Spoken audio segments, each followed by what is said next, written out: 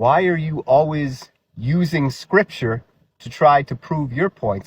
So it might not be obvious from the stitch, but he's saying, as an Orthodox person, if they are not holding to Sola Scriptura, why do they always use the Bible as their authority to prove their points?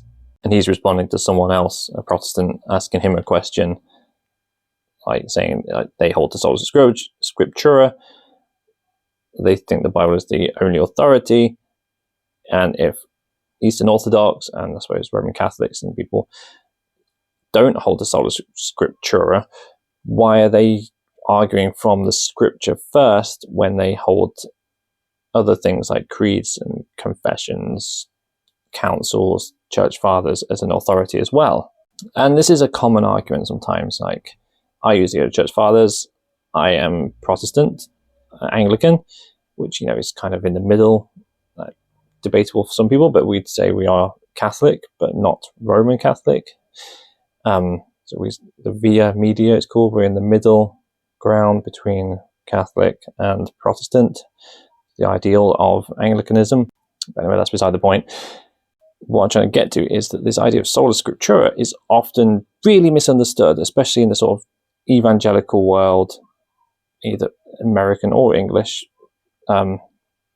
This understanding normally comes across as Solo Scriptura rather than Sola, which I know is just a Latin word for alone, but it doesn't mean on its own. So we use the Bible alone as our authority, but the Bible not on its own, if you can understand the distinction there. The Bible is the final authority, but that doesn't exclude other authorities. It just puts them in their place. So Bible, others. Here's a graphic that should help demonstrate this better.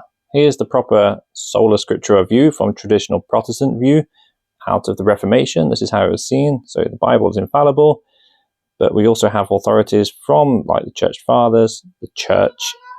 So it's missed out on this meme, but creeds would be in there as well. So creeds, confessions, the Church Fathers, the Church like as a whole through time, the understanding that's come down as orthodoxy is an authority, but it shouldn't trump Scripture. It should be in line with it and agree with it.